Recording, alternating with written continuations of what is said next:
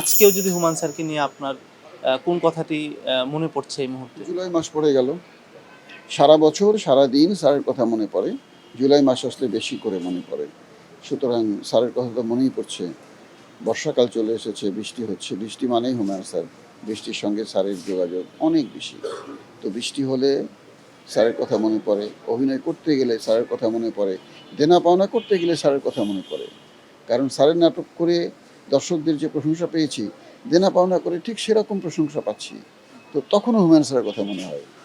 Humayun sir যখন চলে গেলেন তখন আপনি ধাক্কা খেলেন কিনা মানসিকভাবে, এবং আপনার অভিনয়ে করতে কোনো অসুবিধা হয়েছিল কিনা আপনার ক্যারিয়ারে? না, আসলে এরকম ভালো কাজ তো পাইনি।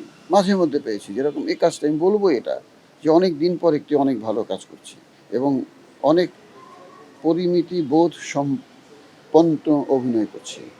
অনেক পরিমিতি বোধ সম্পন্ন অভিনয় করছি। কারণ অনেক পরিচালকই কমেডি করাতে পারেন না। সবাই তো আমাদেরকে দিয়ে কমেডি করাতে চান, কিন্তু সবাই ভাড়া মিটাই করান। মানে একদম অনেক দিনের হারানো জিনিস, মানে যেটা পাওয়া বন্ধ হয়ে গিয়েছিল, সেটা আবার পাচ্ছি এই দেনা পাওনা নাটকের মাঝখান দিয়ে। সুতরাং আমার খুবই ভাগ্য যে এই নাটকে অভিনয় করবার সুযোগ আমি পেয়েছি। যখন ভালোবাসা অনেক থাকে তখন তো পরিশ্রমটা ভুলে যাই। রোগীরা এখন ফেসবুকের যুগ, ইউটিউবের যুগ, সবাই এরকম স্ট্যাটাস দিয়ে ফেলে। এটি আমাকে লজ্জার মধ্যেই ফেলে দেয় মাঝে মধ্যে। তো করার তো আর কিছু নেই। একজন রোগী যদি আমার প্রশংসা করে, আমি তার মুখ কী করে আটকাবো? বাংলাদেশের চিকিৎসকরা অনেক ভালো, অনেক আন্তরিক। ছোটোখাটো কিছু ত্রুটি সারা পৃথিবীতেই আছে। শ্রেষ্ঠ চিকিৎসা যে দেশে, সেখানেও কিছু ত্রুটি আছে।